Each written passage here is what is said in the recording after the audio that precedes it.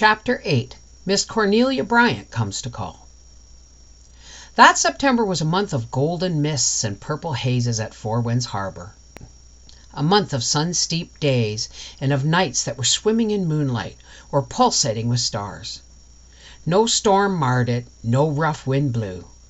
Anne and Gilbert put their nest in order, rambled on the shores, sailed on the harbor, drove about Four Winds and the Glen, or through the ferny, sequestered roads of the woods around the harbor head. In short, had such a honeymoon as any lovers in the world might have envied them. If life were to stop short just now, it would still have been richly worthwhile. For the sake of these past 4 weeks, wouldn't it? Said Anne. I don't suppose we'll ever have 4 such perfect weeks again. But we've had them. Everything, wind, weather, folks, houses of dreams, has conspired to make our honeymoon delightful. There hasn't even been a rainy day since we came here. And we haven't quarreled once, teased Gilbert. Well, that's a pleasure all the greater for being deferred, quoted Anne. I'm so glad we decided to spend our honeymoon here. Our memories of it will always belong here in our house of dreams, instead of being scattered about in strange places. There was a certain tang of romance and adventure in the atmosphere of their new home, which Anne had never found in Avonlea. There, although she had lived in sight of the sea, it had not entered intimately into her life. In Four Winds it surrounded her and called to her constantly. From every window of her new home she saw some varying aspect of it. Its haunting murmur was ever in her ears. Vessels sailed up the harbor every day to the wharf at the Glen, or sailed out again through the sunset, bound for ports that might be halfway round the globe.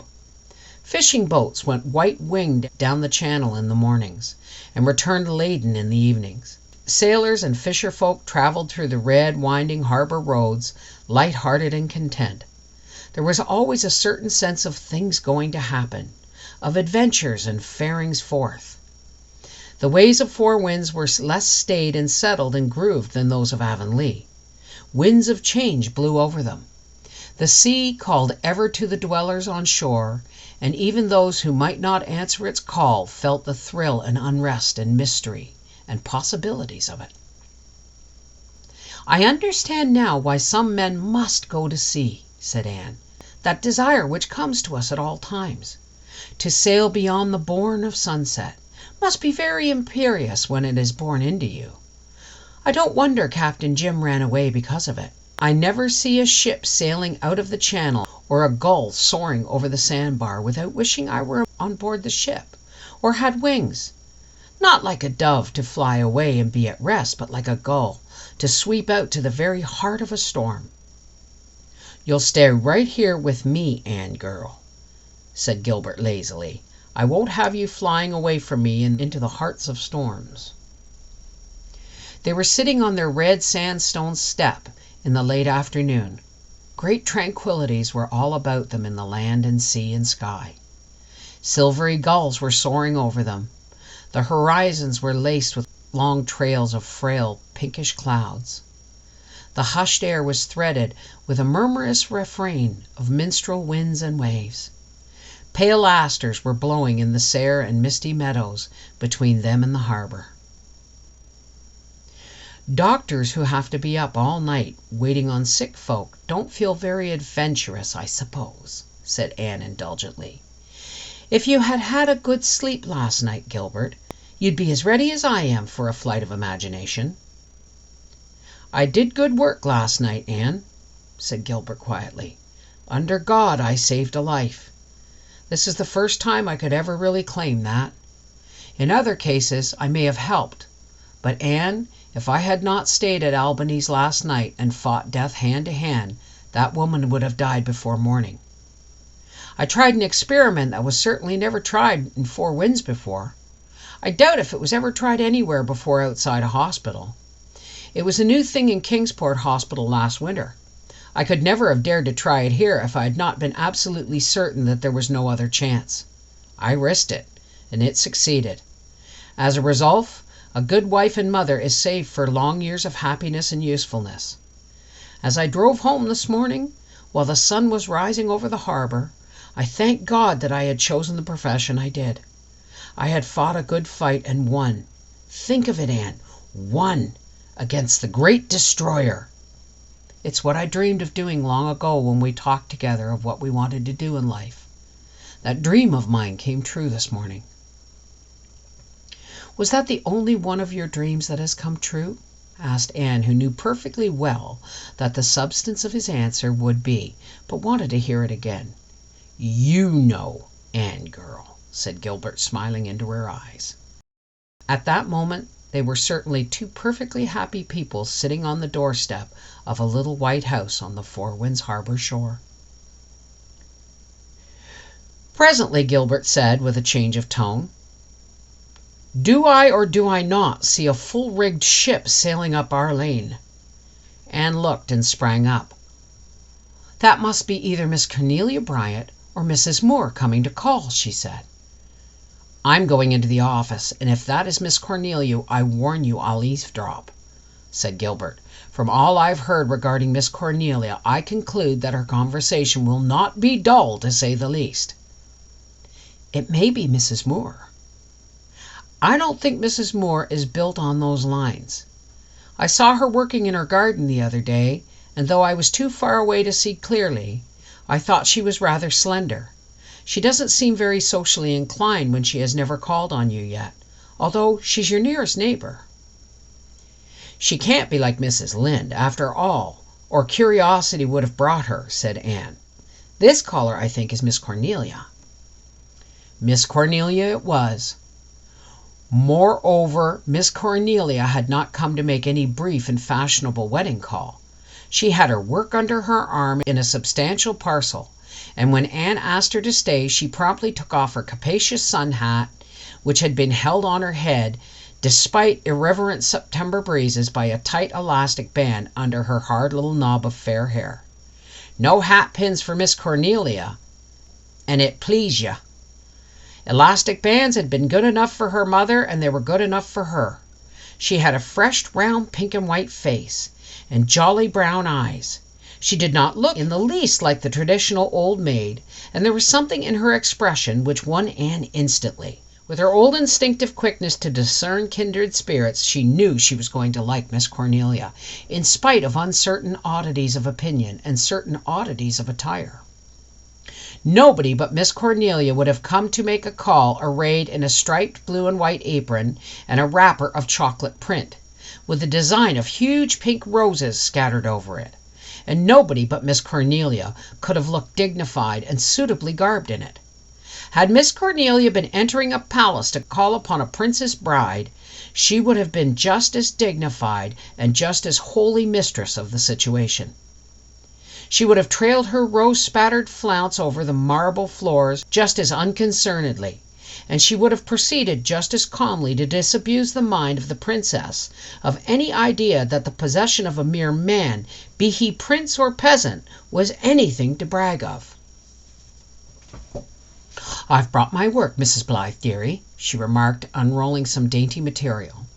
"I'm in a hurry to get this done, and there isn't any time to lose." Anne looked in some surprise at the white garment spread over Miss Cornelia's ample lap. It was certainly a baby's dress. It was most beautifully made, with tiny frills and tucks. Miss Cornelia adjusted her glasses and fell to embroidering with exquisite stitches. "This is for Mrs. Fred Proctor up at the Glen," she announced. "She's expecting her 8th baby any day now, and not a stitch has she ready for it. The other 7 have wore out all she made for the first, and she's never had time or strength or spirit to make any more. That woman's a martyr, Mrs. Blythe, believe me. When she married Fred Proctor, I knew how it would turn out. He was one of your wicked, fascinating men. After he got married, he left off being fascinated and just kept on getting wicked. He drinks and neglects his family. Isn't that like a man?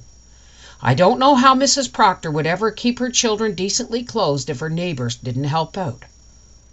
As Anne was afterwards to learn, Miss Cornelia was the only neighbor who troubled herself much about the decency of the young Proctors. "When I heard this 8th baby was coming, I decided to make some things for it," Miss Cornelia went on. "This is the last, and I want to finish it today.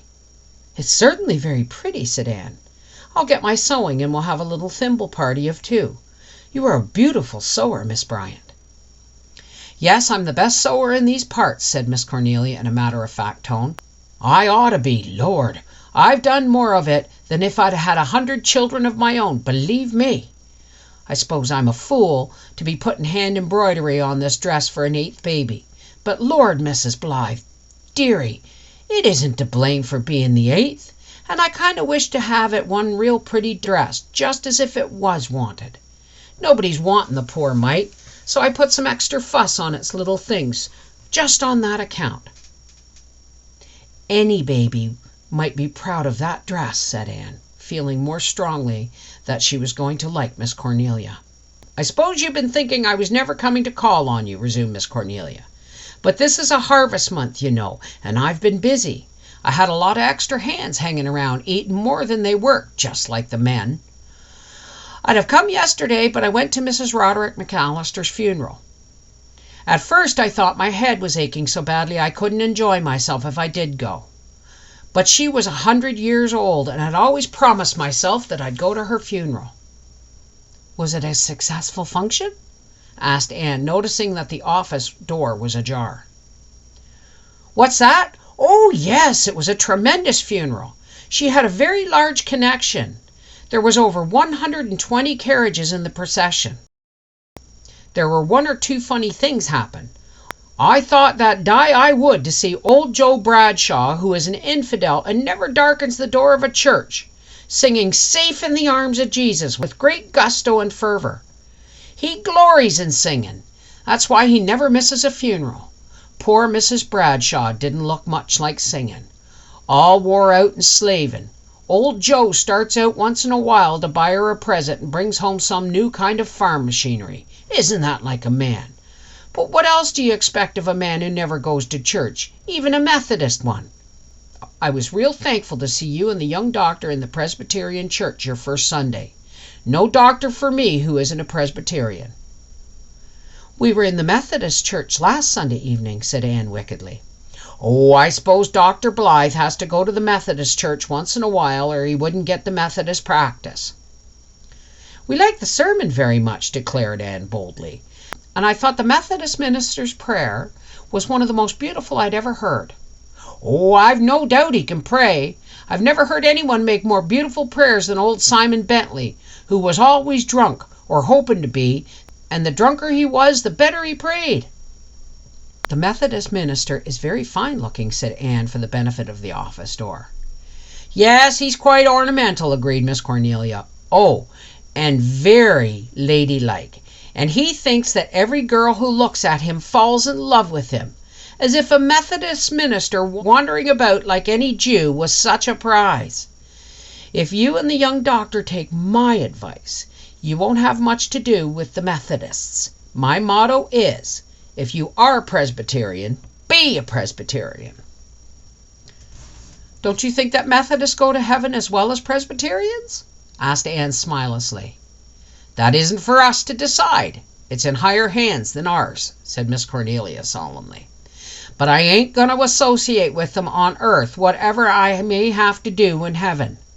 This Methodist minister isn't married. The last one they had was, and his wife was the silliest, flightiest thing I ever saw. I told her husband once that he should have waited till she was grown up before he married her.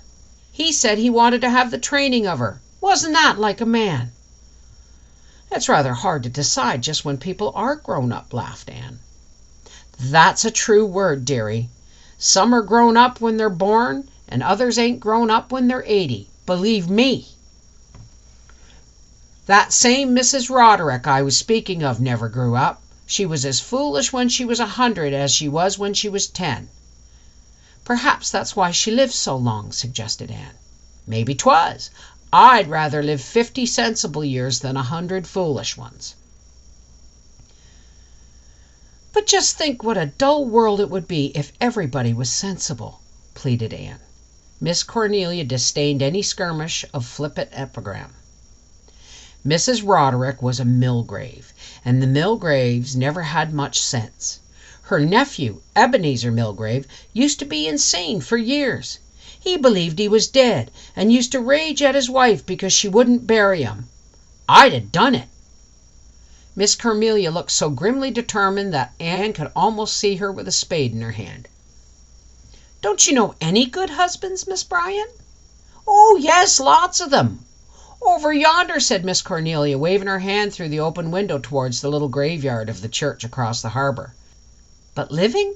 Going about in the flesh?" "Oh, there's a few, just to show that with God all things are possible," acknowledged Miss Cornelia reluctantly. "I don't deny that an odd man here and there, if he's young and trained up proper, and if his mother has spanked him well beforehand, may turn out to be a decent being. Your husband, now, isn't so bad, as men go, from all I hear. I suppose," Miss Cornelia looked sharply at Anne over her glasses, "you think there's nobody like him in the world." "There isn't," said Anne promptly. "Ah, well, I heard another bride say that once," sighed Miss Cornelia. "Jenny Dean thought when she married that there wasn't anybody like her in the world, and she was right, there wasn't, and a good thing too, believe me. He led her an awful light, and he was courting his second wife while Jenny was dying. Wasn't that like a man? However, I hope your confidence will be better justified, dearie. The young doctor is taking real well. I was afraid at first he mightn't, for folks hereabouts have always thought old Dr. Dave was the only doctor in the world. Dr. Dave hadn't much tact, to be sure.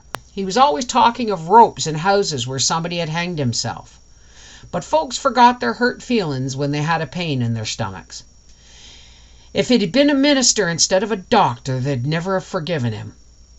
So Lake doesn't worry folks as much as a stomachache.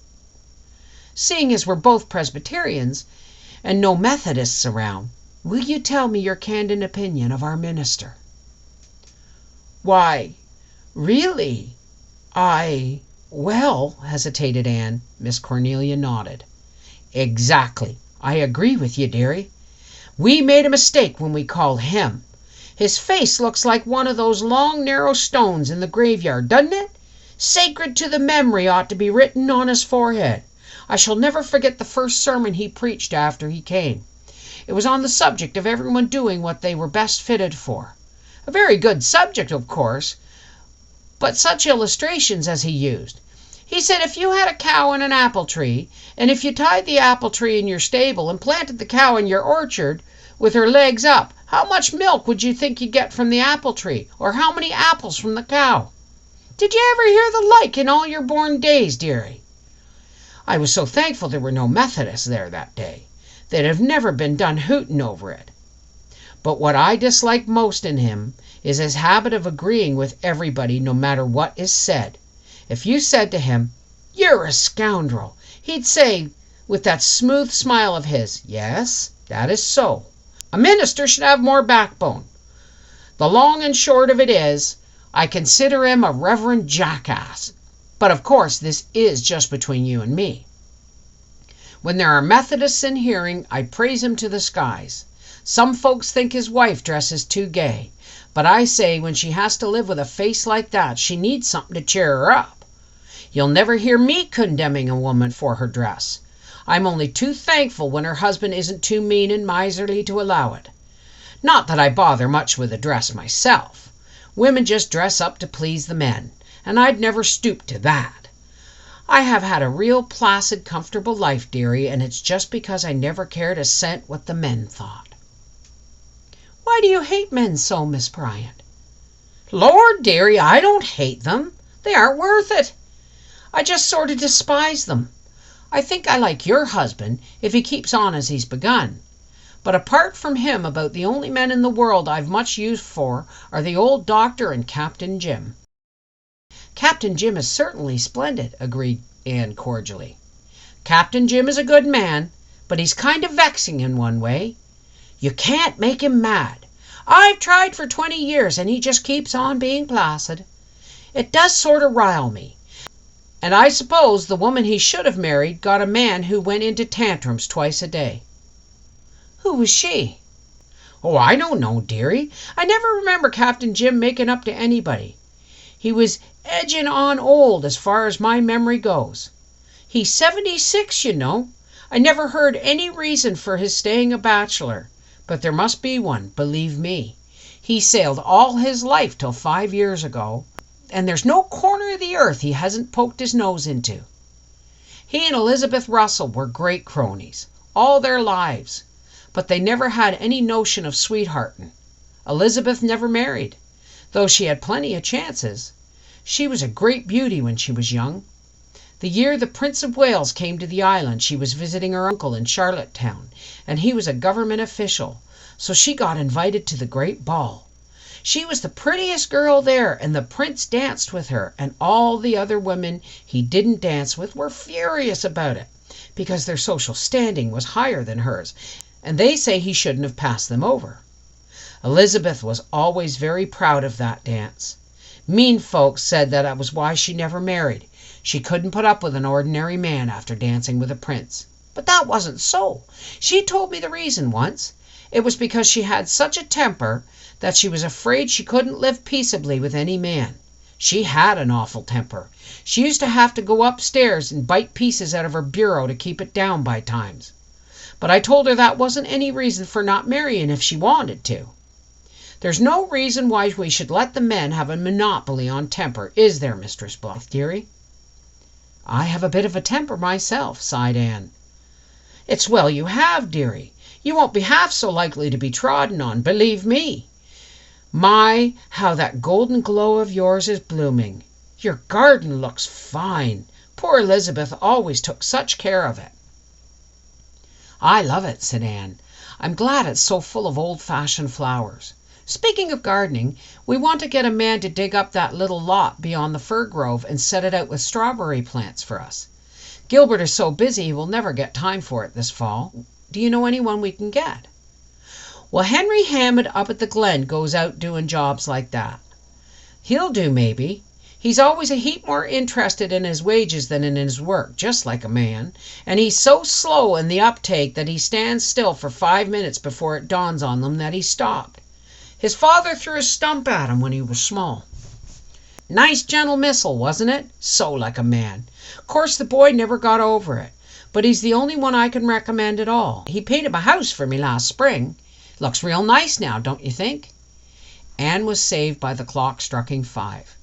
Lord, is it that late? Exclaimed Miss Cornelia. How time does slip when you're enjoying yourself. Well, I must betake myself home. No, indeed, you're going to stay and have tea with us, said Anne eagerly. Are you asking me because you think you ought to, or because you really want to? Demanded Miss Cornelia. Because I really want to. Then I'll stay. You belong to the race that knows Joseph. I know we're going to be friends, said Anne, with the smile that only they of the household of faith ever saw. Yes, we are, dearie. Thank goodness we can choose our friends. We have to take our relatives as they are, and be thankful if there are no penitentiary birds among them. Not that I've many. None nearer than second cousins. I'm kind of a lonely soul, Mrs. Blythe. There was a wistful note in Miss Cornelia's voice. I wish you would call me Anne, exclaimed Anne impulsively. It would seem more homey. Everyone in Four Winds except my husband calls me Mrs. Blythe, and it makes me feel like a stranger. Do you know your name is very near the one I yearned after when I was a child? I hated Anne, and I called myself Cordelia in imagination. I like Anne. It was my mother's name. Old-fashioned names are the best and sweetest in my opinion. If you're going to get tea, you might send the young doctor to talk to me. He's been lying on the sofa in that office ever since I came, laughing fit to kill over what I've been saying. How did you know? Cried Anne, too aghast at this instance of Miss Cornelia's uncanny prescience to make a polite denial. I saw him sitting beside you when I came up the lane, and I know men's tricks, retorted Miss Cornelia. There, I've finished my little dress, dearie, and the 8th baby can come as soon as it pleases.